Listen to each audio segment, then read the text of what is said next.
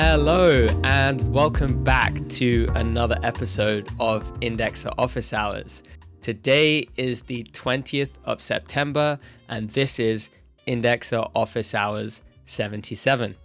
If anyone is new to Indexer Office Hours, this is the town square for indexers where we discuss all of the important topics that you should know about as an indexer.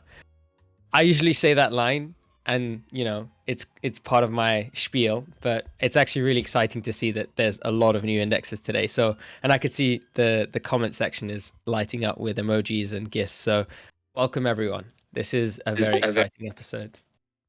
So for those of you who are new to Indexer Office Hours, the way that we conduct this conversation is in 4 parts. So we have the opening remarks, where I generally start off the conversation by discussing any relevant information for indexers. For the most part, I generally cover the latest GRT-IQ episode. Then we have Repo Watch, where Anna discusses the latest updates for the important repos that you should know about as an indexer. Then we have Juan, who does Protocol Watch, where he updates all of us on the latest changes to the protocol. And then finally, we move into the open discussion, where we generally have 1 or 2 topics where we discuss as a community. And at that point, we love community participation. So as many of you are doing right now, please fire away in the chat or feel free to unmute your mic when we are at that part of the conversation. So without further ado, let's hop straight into opening remarks. Today's GRT-IQ episode shout out is with the CEO and co-founder of Audius, Ronel. I hope I'm pronouncing that name correctly. For those of you who don't know what Audius is a Web3 dApp that connects fans with artists and a new way to listen to and enjoy music using the decentralized web. So in that episode, you had Nick and Ronel discuss Ronel's early forays into software development, beginning all the way back in high school. He discussed what drives him as his passion to continue to be a builder in the space. And then they also discuss about how the unique story about how Audius came about and the unique aspect of its 3-sided platform. And finally, they wrap up with a interesting way that Audius is using the graph. So that is the episode. We have it linked in the comments. Please do check it out. Without further ado, I'm going to hand over to Anna, who's going to take us into Repo Watch. Thank you, Abel. And can I just check before speaking that everyone can hear me clearly? Loud and clear. Thank you. Hello, everyone, and welcome to the regular segment, Repo Watch. As you're used by now, you'll find all release notes and PRs in the agenda. I will only be mentioning the clients that have had releases in the last week. But for other clients, you will be able to see in the agenda when they've had their last release. Last week, we have also introduced the consensus layer client into the Repo Watch, so we'll cover those as well. So let's start with major blockchain client. So on Aragon, we have had 2 new releases, 0902. Big release because, first of all, it doesn't use the alpha and beta designations anymore. And there's a blog post that you can read about. I will paste it right now. Then this release also contains a lot of small bugs and safety issues that were noticed after last week's merge. We've also had release 0903, which improves stability of POS sync and has a lot of fixes as well. For Get, we have had 2 releases as well. So we have had version 1.10.24, which is a small hotfix release for users of the GraphQL API. This fixes a single bug where filtering for logs from a single transaction via GraphQL returns the logs for the entire block, not just one single transaction. So you only need to update to version 1.10.24 if you rely on both GraphQL and single transaction log filtering. Otherwise, you can skip this release. Another more recent release on Get has been version 1.10.25. This is a tiny update to flip mainnet chain configuration to be post-merge. This disables legacy sync and will prevent Get from starting sync until a consensus client is attached and until that consensus client sends fork choice updates. This update prevents bad proof of work actors from trying to get the node to download bad state data. This release is also optional, and it only affects initial sync and was made mostly for completeness sake rather than out of necessity. So if you do upgrade to this,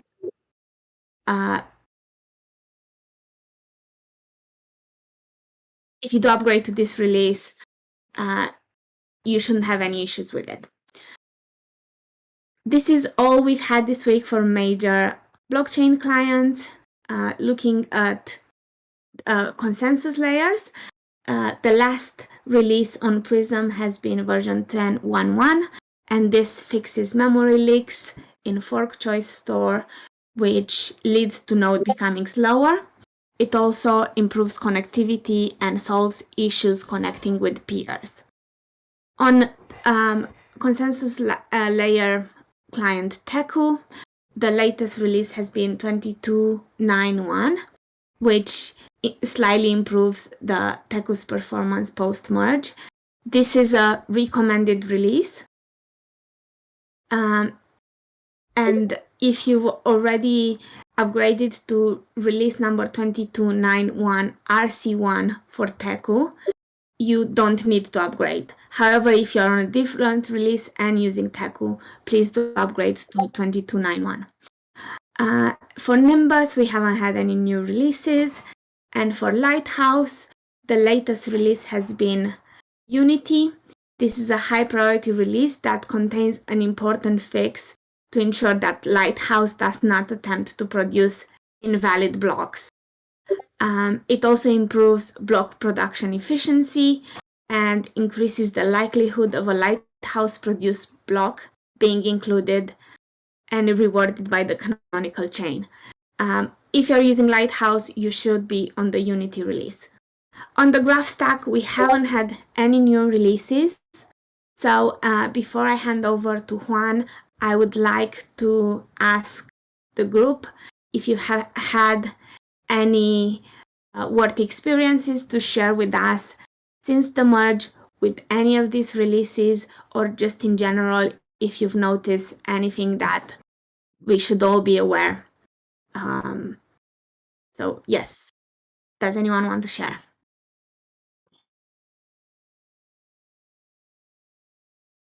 So I think a few of us observed some post-merge issues with Aragon. It seemed to be a bit of a roll of the dice, depending on a variety of factors. But I know certainly some indexers had Aragon issues. That was with the I think it was the 22.09.01 release, and the subsequent 02 and 03 releases seem to have fixed all issues there. And yeah, we've got some reports in the chat confirming that. Did anyone else have any good or bad experiences with any parts of the stack? Yeah, mine is actually running on 9.1 and it seems to be working.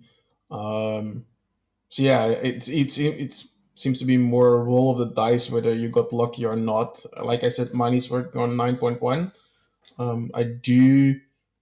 I'm not sure if it's my grab node, but I do see with Nimbus sometimes is the zero hash where it should be something else. But it doesn't seem to affect the operation. I do hope that it gets fixed, but yeah, looks like it. I mean, for me, it's working, and I'm trying to get more functional nodes up. I did. Oh yeah, the beta node.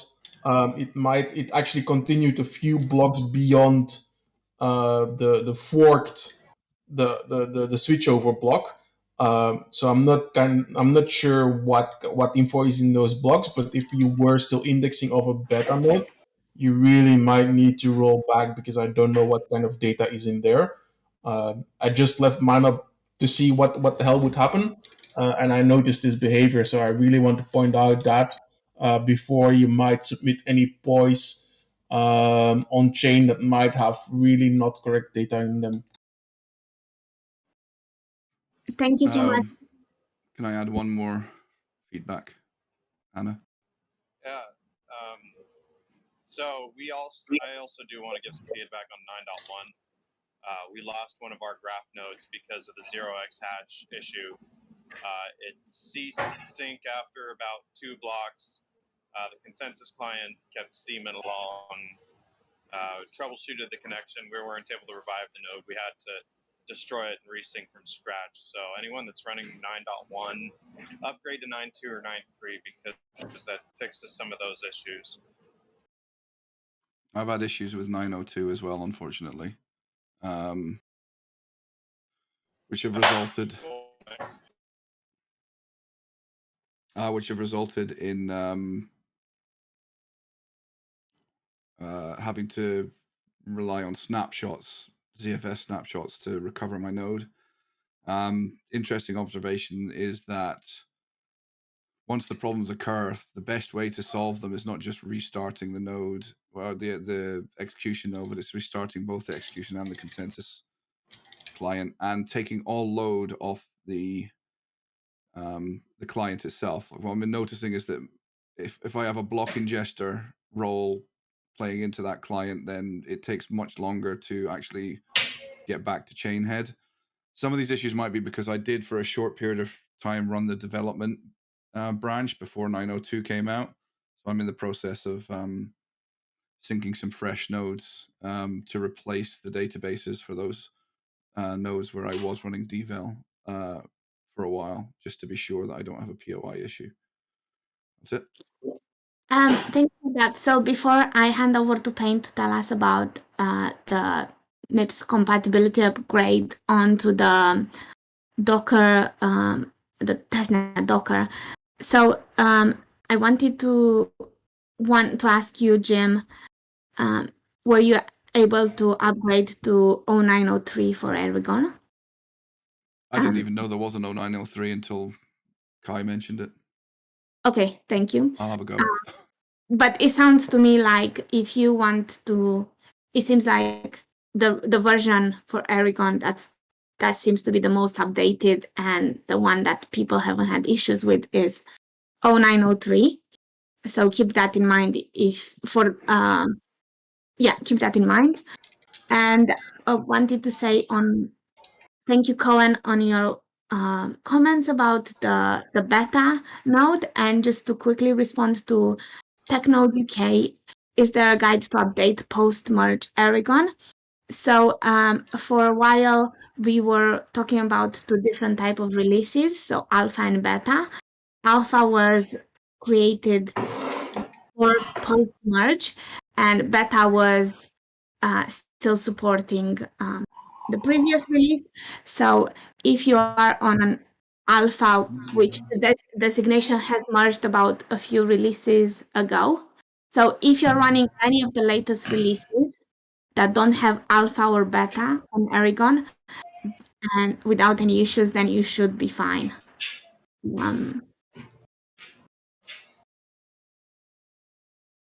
Okay. I will hand over to Payne so that he can tell us about his repo, and next week I will make sure it's included. Thank you. Can you guys hear me? Yep. All right. So I've made some changes for the testnet Docker so we can handle multiple chains easier from now on. So basically, in the link that I shared, you have the rough TLDR of everything that has changed.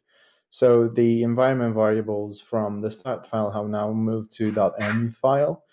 And then the start file has now a command to fetch those environment variables from the end file and basically configure a graph node config based on the environment variables in the end file that are needed to generate the config toml file for the graph node. This basically resumes to three different things. Well, actually two. So you have the chain 0 name, which is a new environment variable. For Gnosis archive node, it's going to be xdi. For Polygon, it's going to be Matic, and so on and so forth. Basically, the names from the subgraphs manifest files. And then you have chain 0 RPC, and then we can add more of those as we progress through the testnet. This upgrade will also be made for the mainnet Docker Compose stack, but not right now. So the focus is on getting this up and running on the testnet. Oh, and the 𝗨𝗀𝗲 RPC environment variable is now called TXN RPC, just like in the Ethereum mainnet one. So yeah, I'll be happy to get some feedback on this, and if you guys run into any issues, just let me know. Make sure that you tag me in the MIPS testnet channel so we can dig into issues together. But yeah, I've tested this before on a new machine, and it seems to be running just fine.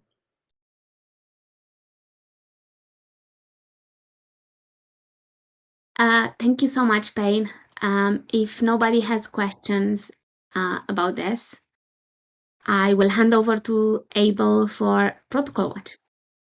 Wonderful. Thank you so much. So, in today's Protocol Watch, we'll be discussing forum governance, forum research, contract repositories, and network subgraphs. So if anyone wants to keep up to date with everything, I will link the agenda again.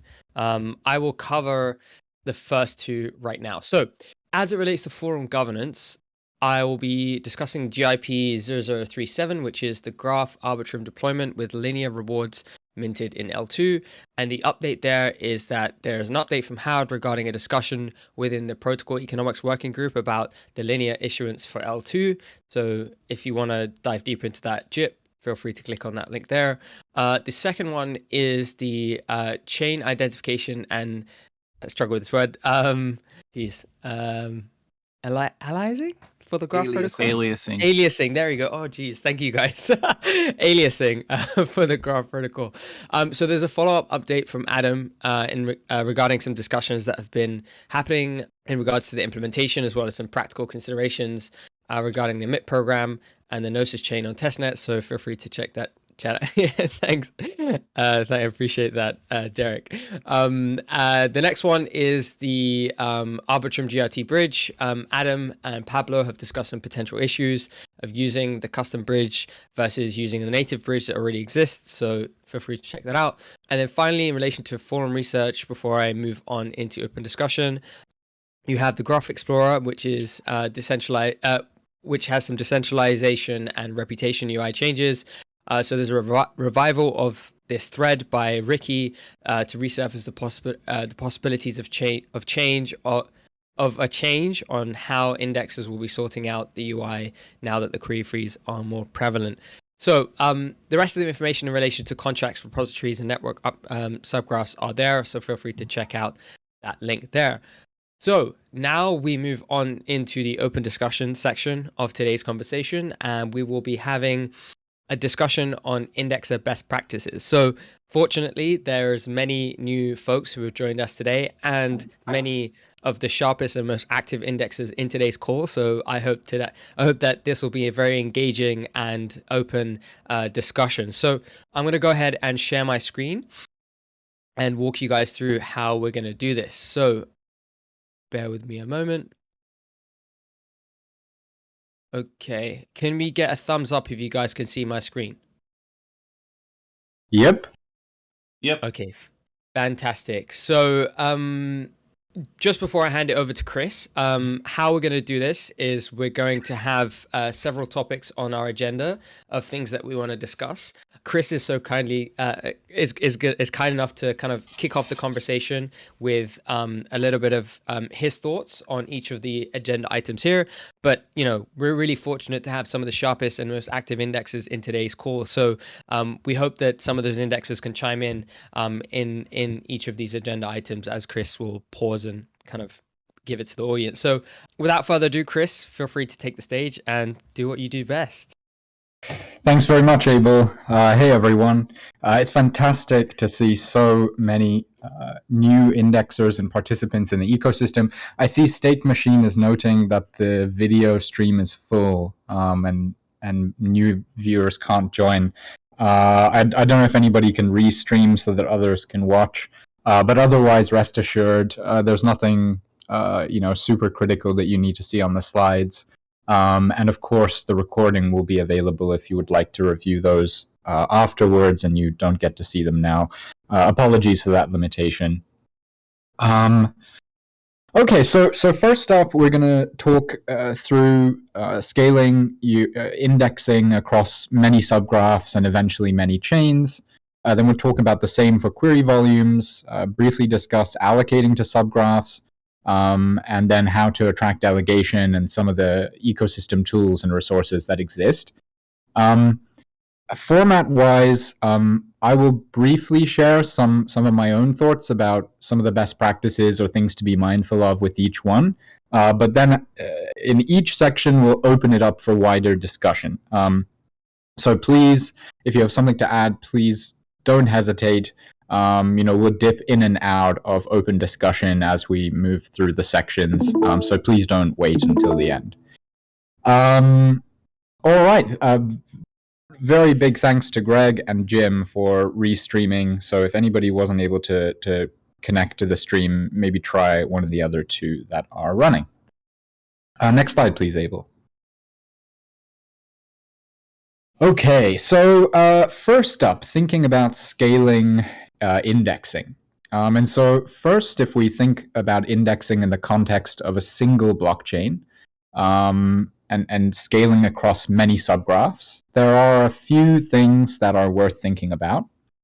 So generally, when you decide to index more subgraphs, that comes with some cost. The subgraph, of course, when it is executing, is running handlers. So data is coming out of the blockchain node, and handlers are running which process that data and ultimately, transform it into the format that the subgraph developer expects. These handlers, depending on how complicated they are, will have a varying amount of computational cost. And in a fairly recent-ish upgrade to GraphNode, handler gas costing was added. So we actually have a deterministic measure of what a given subgraph's handlers actually cost to execute. And so that's a good measure to have an eye on when you're thinking about the relative cost of adding one subgraph versus another. Other than the handler cost, any subgraphs that you choose to index will, of course, create some load on the blockchain nodes that you run underneath your graph infrastructure. And of course, that's because GraphNode needs to request the raw data that the subgraph needs from those nodes. And so as you add more and more subgraphs, the indexing-induced load on those blockchain nodes will, of course, increase. Now, the same, of course, can be said for the Postgres database as well. So you should think about that as you add more and more subgraphs, you will likely need to scale your capacity to serve the RPC requests to actually index those subgraphs. And similarly, your Postgres database will need to handle the continuous write load that GraphNode puts on it as it indexes new blocks. And then, of course, finally, different subgraphs will store varying amounts of data. So you could have one subgraph that processes 1 million blocks and stores a tiny amount of data, and a different subgraph that indexes those same 1 million blocks and stores tons and tons of data. So the kind of ongoing storage cost associated with a subgraph, which could be hundreds of gigabytes in the case of some of the larger subgraphs that exist, is another consideration. Another thing to think about when it comes to indexing more subgraphs is performance. And I think many indexers have seen that indexing performance is really impacted by the latency that exists between your blockchain node and the graph nodes that are actually indexing subgraphs. And that's because subgraphs, at least subgraphs as they exist today, and I just differentiate between Firehose and substreams because they work a bit differently, but subgraphs today effectively index in a linear order. So, one block is indexed after the next. And you can imagine that if you inject some latency between each of those linear steps, that really adds up. So that latency is really important, and for performance, you should try to minimize it. And then finally, high-speed storage has a large impact on indexing performance. And here in the slides, we say for Postgres, and of course that's where GraphNode is writing the subgraph data. But high-speed storage for the blockchain nodes also really makes a difference and allows your node to answer the queries that GraphNode issues as quickly as possible.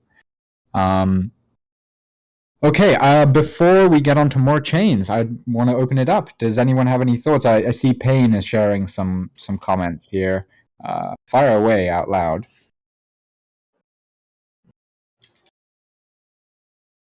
How does one see the handler gas cost?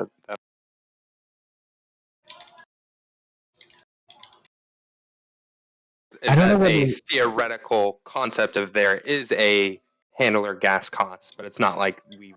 No, the GraphNode does track that gas cost and will actually, prevent your subgraph from executing if a handler runs beyond some maximum cost. So those numbers are being tracked. I don't know whether Thiago or somebody else from the GraphNode team can comment on how to get that data. I feel like it might be available on the GraphNode's admin API. Maybe in the logs as well.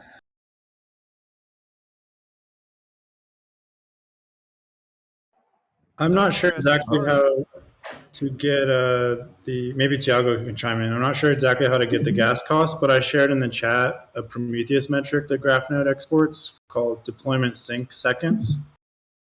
And that provides a really nice breakdown of where a subgraph is spending its time, whether it's spending its time transacting blocks to the database, running handlers, or scanning blocks, etc.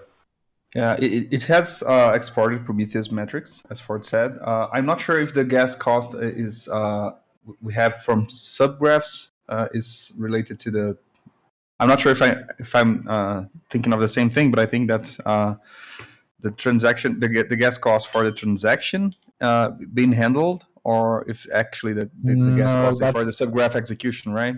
So yeah, we're talking the naming is slightly unfortunate. We're not talking about any gas cost fields that might be on index data, but rather the cost of executing the subgraph handler. Yeah, I'm not sure if it's exported explicitly, but I think I can dig into the code and ask around how to get that data out in a per subgraph, per per handle, per handler, or per block handled, something like this. I'll ask around how to get that info. Yeah, that'd be really awesome, both indexer side and while developing subgraphs, just seeing how much am I pushing through on this. Be very cool.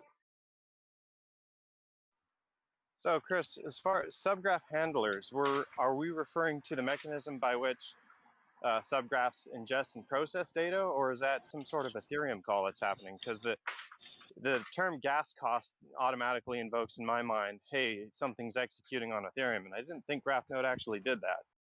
Yeah, that's right. The naming is slightly confusing. So we're not talking about the gas cost associated with executing transactions on blockchains. Of course, GraphNode deals in that data, and that data is available to subgraphs to be able to index. But we're not talking about that. GraphNode actually has its own notion of handler gas cost, which is a measurement of the compute required to execute handlers in a subgraph. Got it. Okay, that distinction is important. Indeed.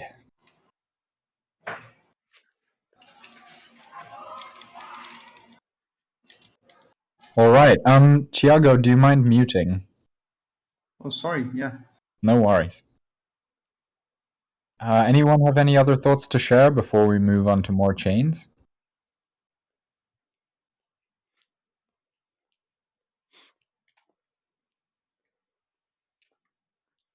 All right.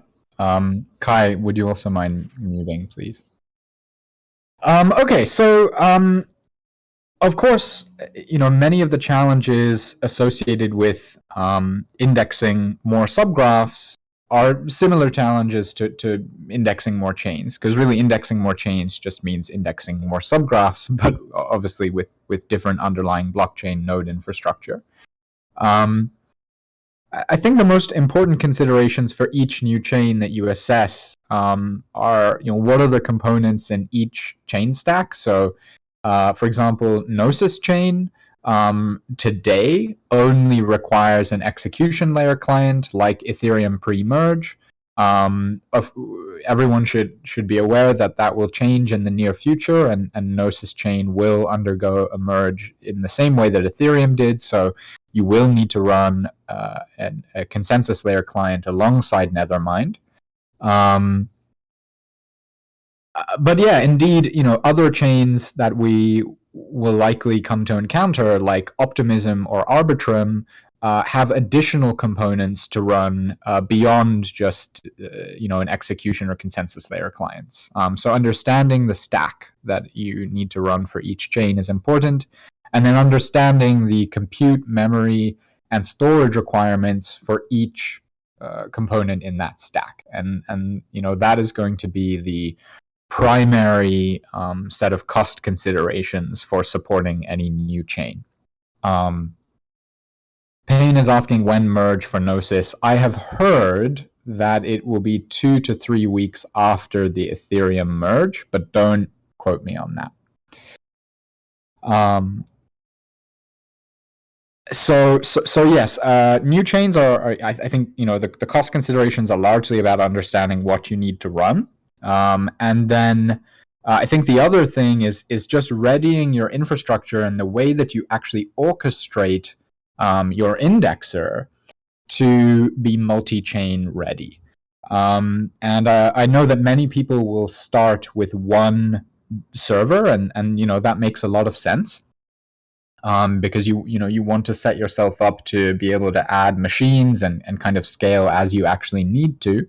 And so picking an orchestration strategy that allows you to scale beyond one machine, ideally in a seamless way without requiring too much reconfiguration of things, will set you up well to add chains as the program continues, and indeed as the graph network grows larger and larger.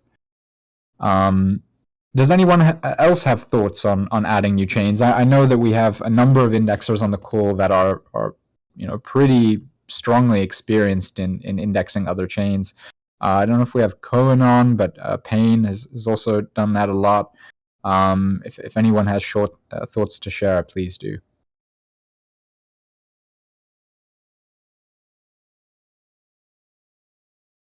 Yeah, so far my approach has been one server, one chain. But I have to clarify that it was a different setup. I was doing BSC indexing aside from the decentralized mainnet. But yeah, I did BSC and Polygon actually. But yeah, for me the one server, one chain worked quite well. That way, one chain was also not affecting the other. Now, specifically for the MIPS program, you will need to integrate it at least on the query node level, because essentially you need to present one indexer to the network. So your query nodes need to know where everything is, and you can do that with the config toml that is now in use by, well, is at least now available to be used. And then of course your service in front. But yeah, that's been my approach, and yeah, potentially I will at least start that way for the MIPS program. Thanks for sharing.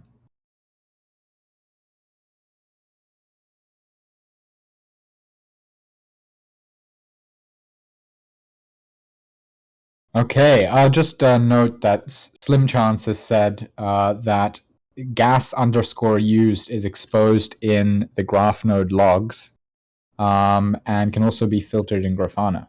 So it looks like that data is already accessible. Thanks, Slim.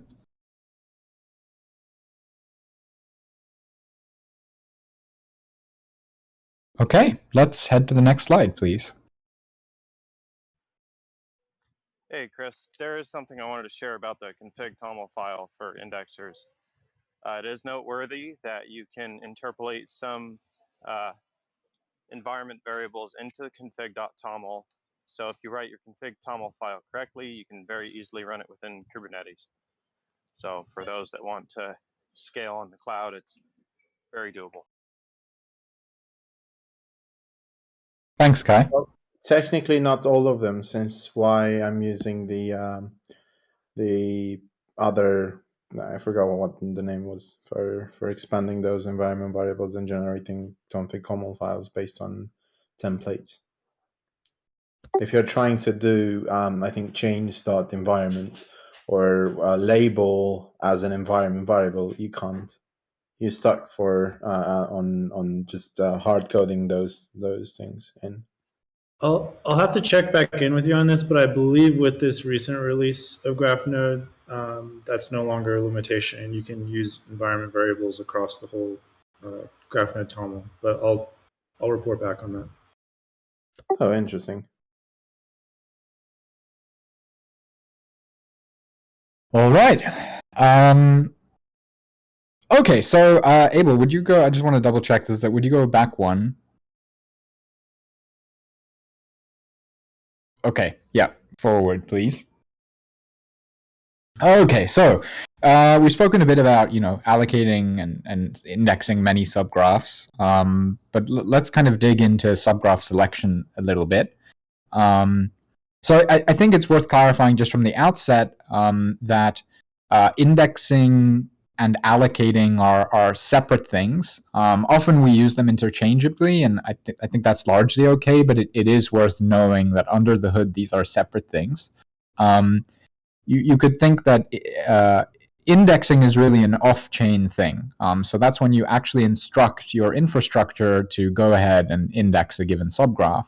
Allocating, on the other hand, is an on-chain protocol interaction. So you're actually saying to the graph protocol, hey, I'm an indexer and I am actively indexing this subgraph and am ready to serve queries for it. So generally, when you allocate your GRT to subgraphs, you use indexer agent. An indexer agent will automatically then instruct your graph node to actually begin indexing the subgraph. And you can also use indexer agent to do what is called off-chain indexing of subgraphs, where it will instruct your graph node to index the subgraph, but it will not actively allocate on-chain until you tell it to. So as we discussed, when you do actually allocate, you're basically signaling to the network, to the gateways, and to other participants that you are indexing a subgraph and are able to serve queries for it. When you're choosing which subgraphs to allocate to, there are a few considerations you should make. Obviously, the indexing cost of that subgraph is something we've just touched on. But of course, the other side of the equation is revenue. And there are really two forms of revenue that are worth thinking about.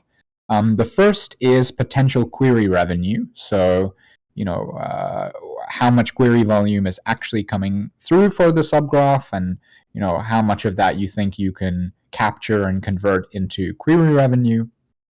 And then the other type of revenue is indexing rewards revenue, which is essentially a GRT that is rewarded to indexers for allocating to a subgraph and indexing it successfully.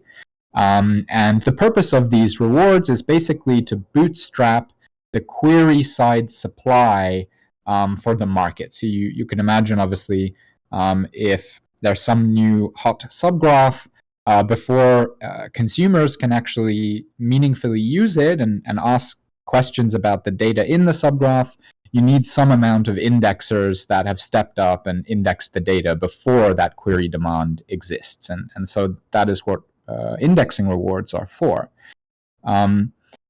As I'm sure many of you know, curators are responsible for signaling to the market which subgraphs are high quality.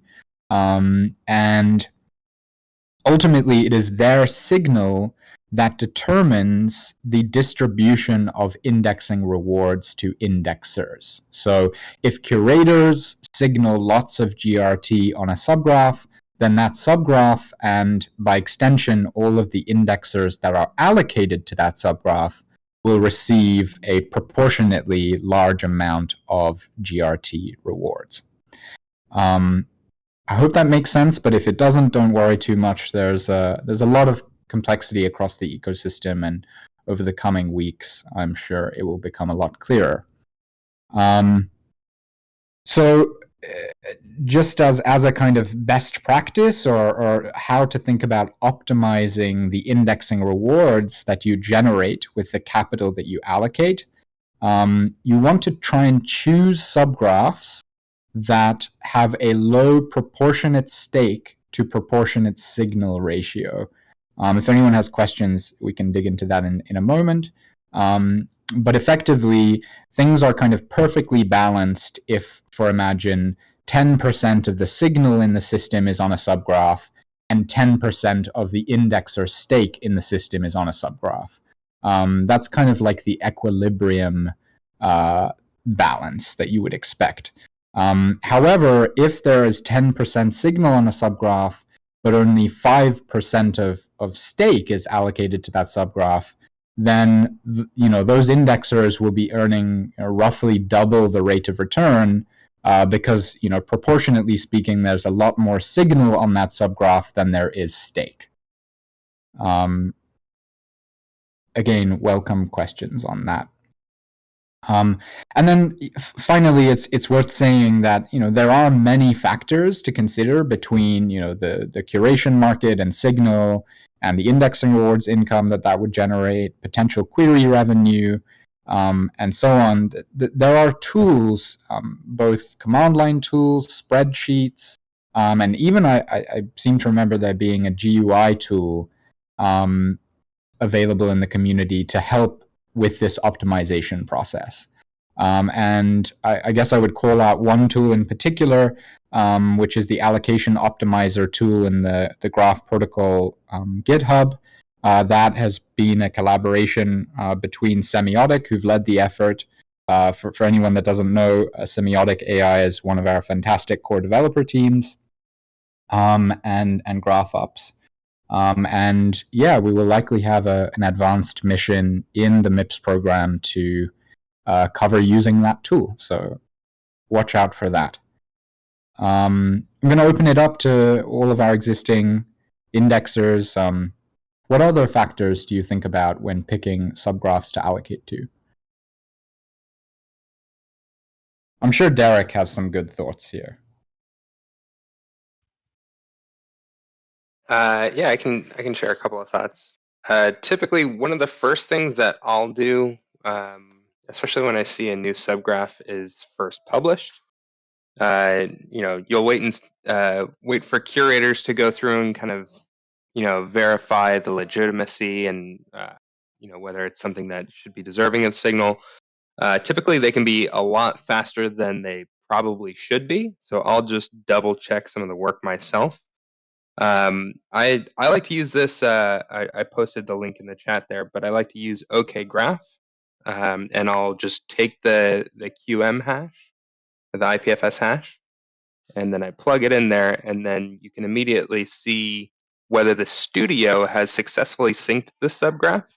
And occasionally you'll see the studio failed to sync it, which would be an immediate indication like, hey, don't go allocate to this because you're going to fail once you hit whatever block.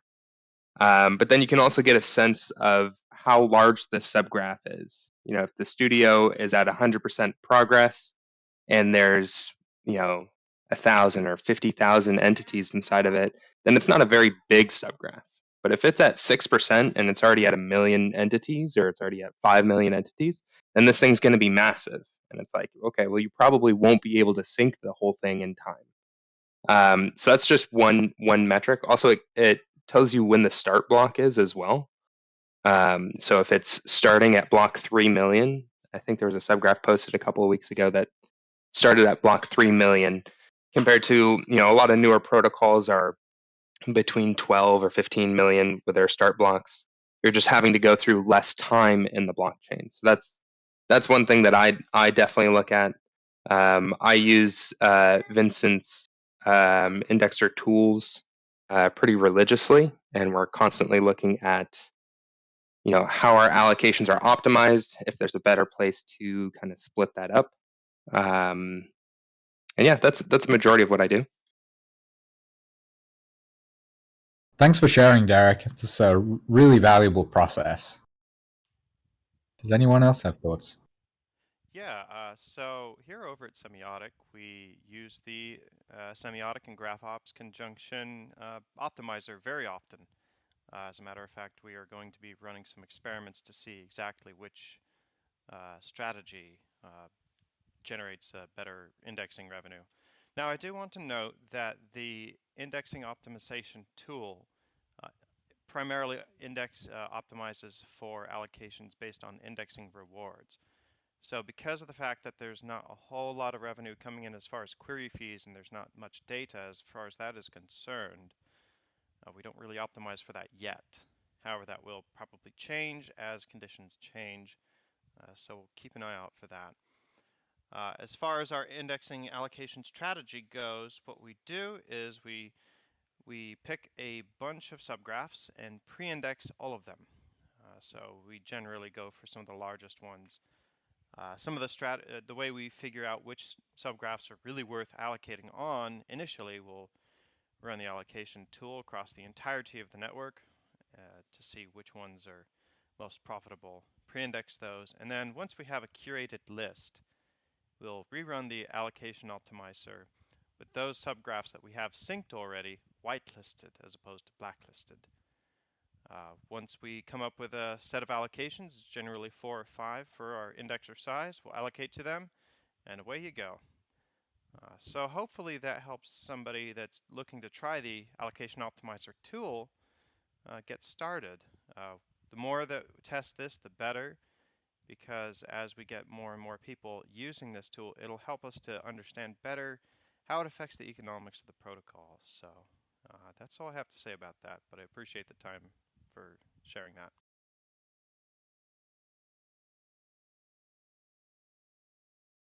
Awesome. Thanks for sharing. Okay. Can I make one comment, Chris? Probably, I don't know if there's a lot of information here, right? Some people are going to be very new to this and are probably quite overwhelmed. But one of the things I'd like to sort of make people aware of, and it's been hinted at by everybody who said something here, is that there's a balance between optimizing for query fees and optimizing for indexer rewards. They're two different sources of income.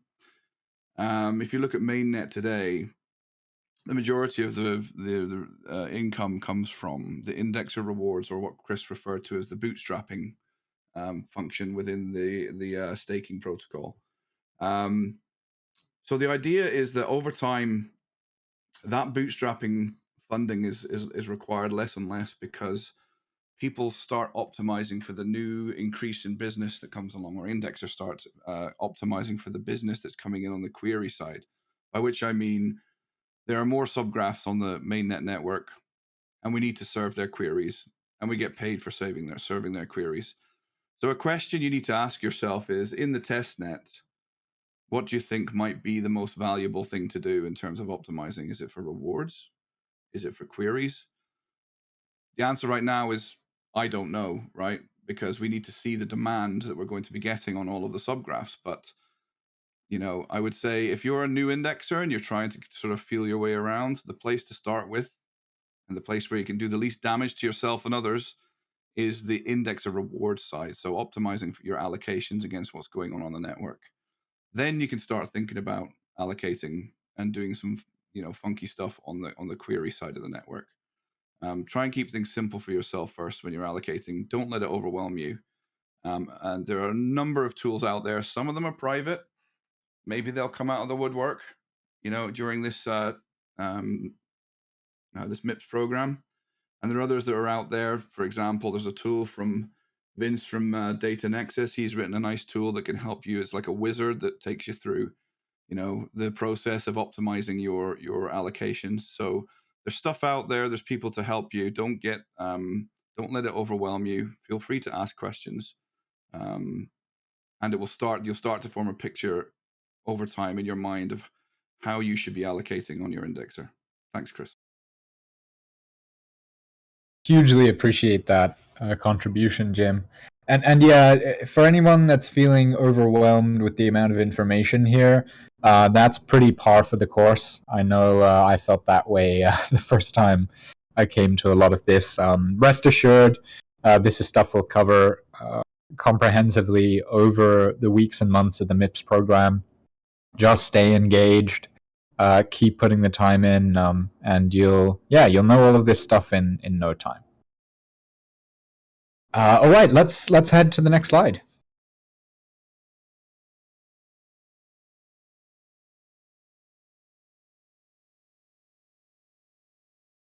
Okay, so we've spoken about scaling capacity to index subgraphs and add chains, and also how to think about selecting which subgraphs to index. Now we're going to talk about the query side of things. So I think it's worth kind of thinking about two, I guess there are two pieces here. One is increasing your capacity to serve queries. You can kind of think of that as, the capability of the infrastructure that you have set up to absorb queries from the network.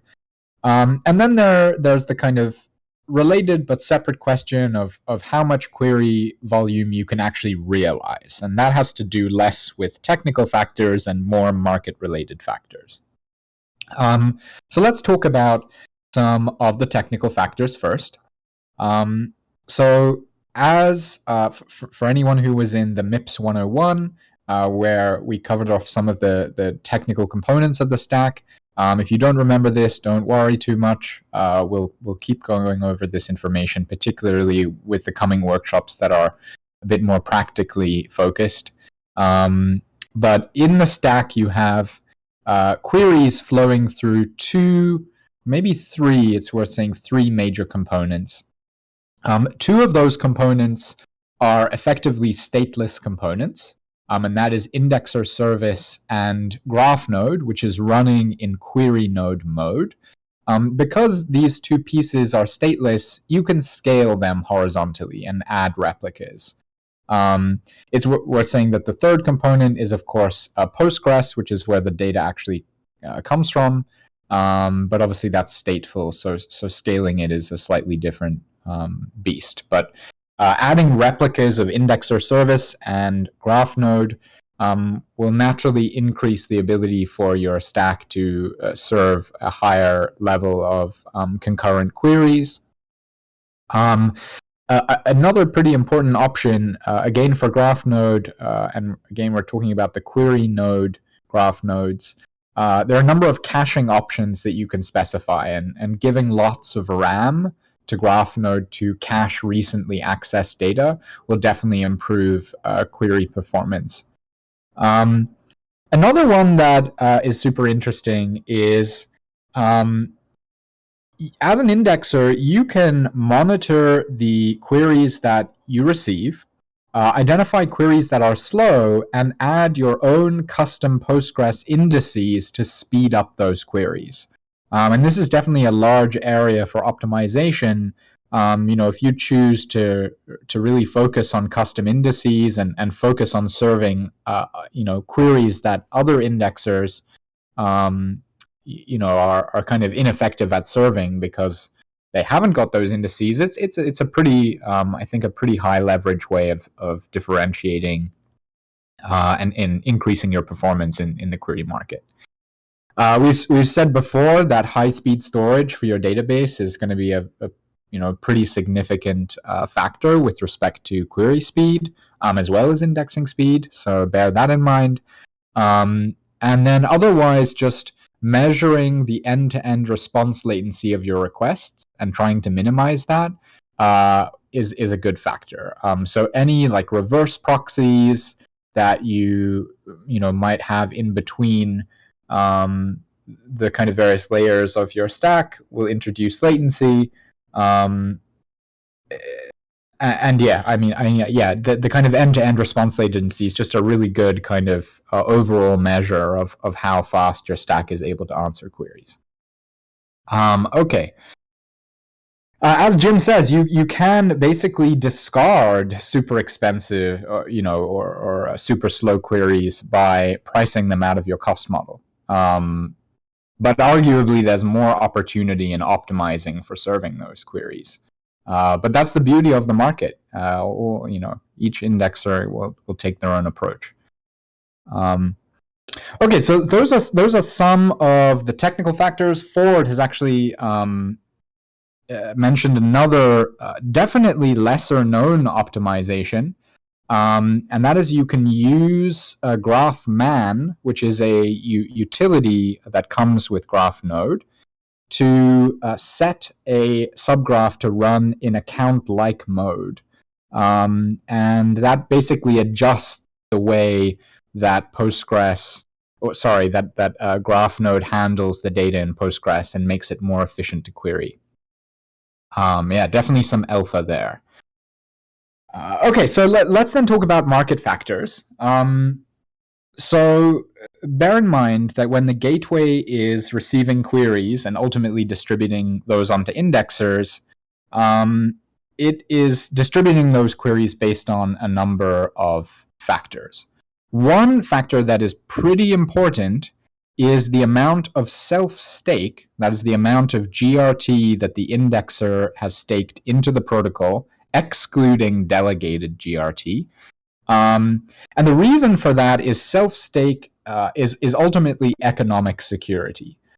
So any bad data or bad proofs of indexing or general misbehavior in the protocol could see an indexer get slashed. And so the more capital that they have online, the more capital that is at risk, the more economic security that can be attributed to their query responses. So with respect to increasing the capacity of your indexer to receive queries, the amount of stake that you have in the protocol is a determinant. And so if you have a relatively small amount of stake, don't spend the earth on servers, because your stake will ultimately bottleneck the amount of queries that the gateway will route your way. And the more stake that you have, you should certainly invest in the infrastructure to absorb the queries that the gateway would expect to send your way. Of course, if you perform badly, the gateway won't send you those queries, but we're all trying to optimize our revenues. So that's GRT stake. Another important market factor is your query pricing. So it's a live dynamic market. All indexers price their queries independently of one another. And so naturally, if you are more competitive on price for a given query than the competition, the gateway will send more queries your way. We'll touch on Agora cost models in a moment. I also want to recognize we're at the top of the hour. There's still a bit of content to get through, so we'll keep going into the 30-minute segment that we typically have after IOH for MIPS Q&A. I don't think we'll need all of that time, but onward we march. Okay, so that's Agora cost models. We'll touch on that more in one moment. Otherwise, of course, with respect to query volumes, if you allocate to subgraphs that don't actually have high query demand, then don't expect to receive queries. So of course that is a factor. And then finally, when we talk about the gateways, we're really talking about a collection of gateways. There are a number of gateways that are distributed across the world. And of course, this is to provide low latency access to data for each geography. And so if you expect that, there's going to be, and this is just an example, but if you expect that there's going to be an explosion of, traffic or query activity in Australia, and there are a very small number of active indexers in Australia, then that might be an idea to locate your indexer there because your relatively low latency to that geographic gateway and the users in that region will mean that you'll receive more queries from that region. So that's another important factor when it comes to receiving queries. Does anyone have other thoughts to share?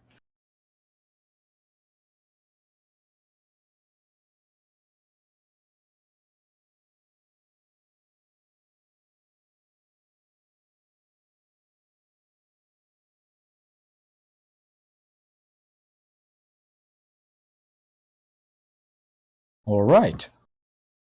Next slide, please.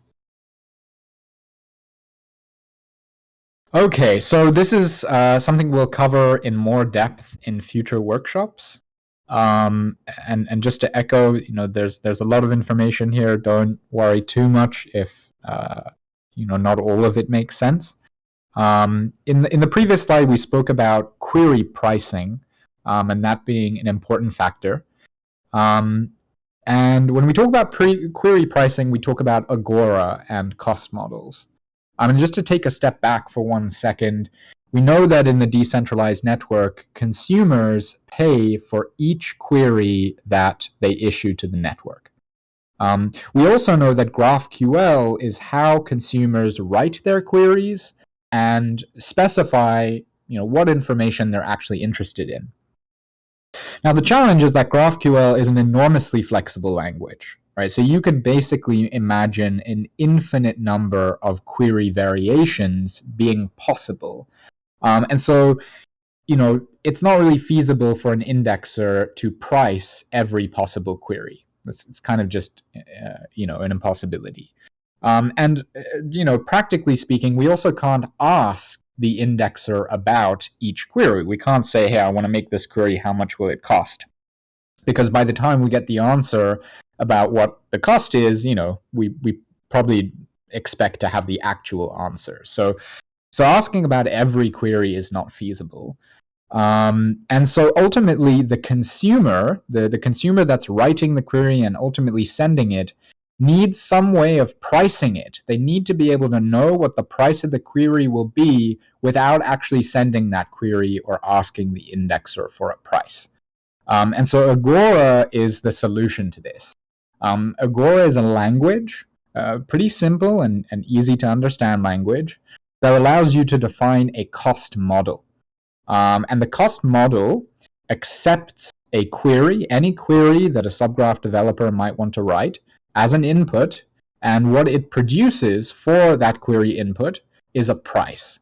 And so indexers basically write cost models for each subgraph that they index, and then consumers, whether that is the gateway or eventually direct consumers, can essentially download the cost model for the subgraph once, and then locally evaluate queries and their costs without needing to make any kind of network calls or contact any third party.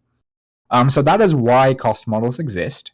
Today, the gateways keep an up-to-date copy of every indexer's cost model across all subgraphs that they are allocated to.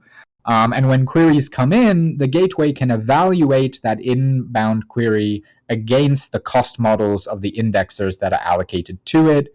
And that way it knows how much an indexer will charge for a given query. And then that cost will be factored into how the gateway routes the query and which indexer receives it. So I hope at a high level that makes sense. It's interesting to note that up until this point, even though Agora is very powerful with respect to being able to kind of model costs around factors like how many records a subgraph consumer is skipping or selecting, or what fields. Even though it's pretty powerful, we actually haven't seen very strong adoption of Agora, and particularly advanced cost models. That's definitely something that I hope to see in the MIPS testnet, and I'm sure, not only will that be factored into scoring, but ultimately, if your cost models more accurately reflect, the execution costs of the query, that will result in outperformance in quality of service, right? Like better pricing equals better performance. The last thing to note is that in response to what we've observed in terms of some of the lack of adoption of Agora, Semiotic AI have stepped in and built an incredible tool called Auto Agora, which aims to fully automate cost modeling for subgraphs. It's worth saying that it is an early release, and we probably don't want everybody rushing to run this on the testnet at the same time. But the intention is that this is a powerful tool for indexers to use, and also expect that we will have missions for using Auto Agora coming later in the MIPS program testnet. So look out for that. Does anyone have other thoughts to share on pricing queries?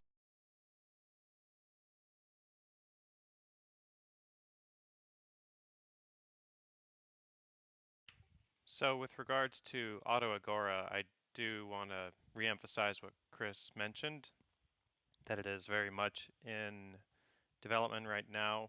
We're currently in the process of hammering out the last little bits before making more public release.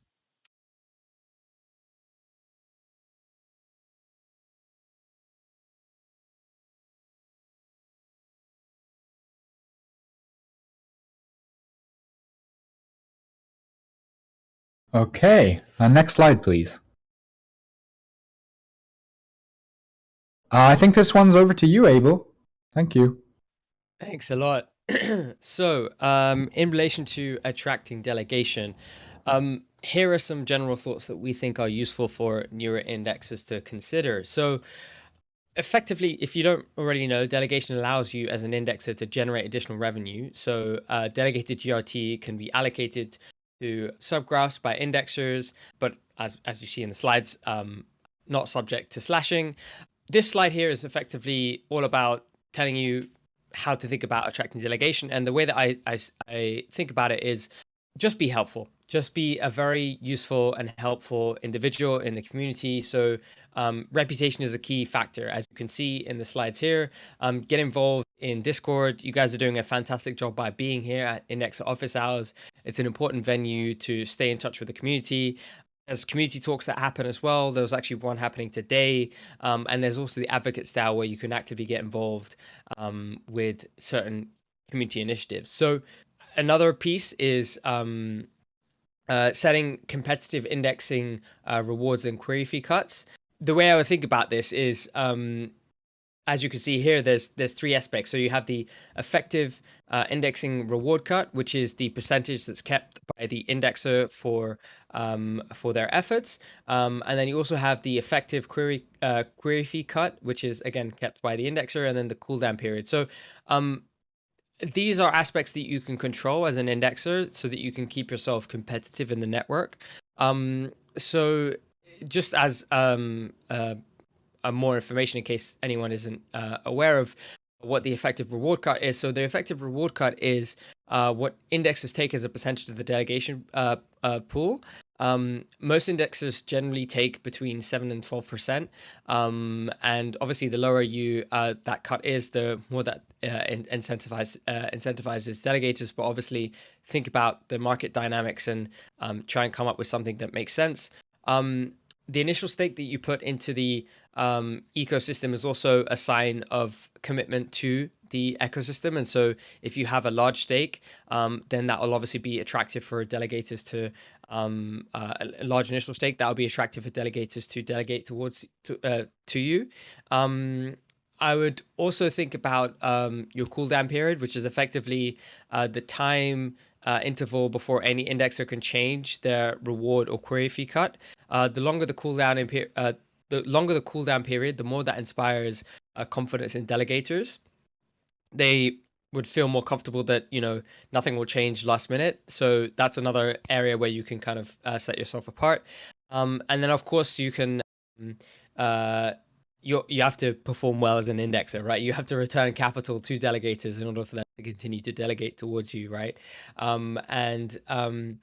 Also just be a very strong community member, as I've alluded to earlier. Get involved in the Discord. 𝗨𝗂𝗂𝗧 is a community tool project that's been set up that allows people to delegators to keep up to date with all the different indexers and delegate towards them. It's a really useful tool to get yourself out there. So make sure to market yourself in a respectable way over there. And then finally, to wrap up, these are just some of this is a very short list. There's way more out there of ecosystems tools, of ecosystem tools and resources. GraphScan, so effectively our version of Etherscan, where you can get all the information that you need. GraphLooker, which is a way to visualize subgraph data. We actually did an IOH dedicated to that. So if anyone has the link handy, please do share that in the chat. You have the Graph Academy, which is a great resource for indexers.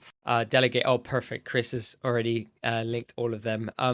Yeah, you have the Graph Academy, which is a fantastic ecosystem for a resource in the ecosystem for any participant, whether it be delegators, indexers, subgraph developers. Highly recommend checking out that. And then finally, you have GRTIQ, which is the podcast of the graph ecosystem, and one that I listen to quite often, and one I would highly recommend for all of you to do so to keep up to date with all of the interesting things that happen in the ecosystem and beyond as well. So there you have it. That is everything in relation to the topic. I kind of sped through that, bearing in mind that we're slightly over. But if anyone has any thoughts in relation to attracting delegation or anything like that, please do shout. Yeah, we'll chat about that and then kind of roll into our MIPS Q&A as well.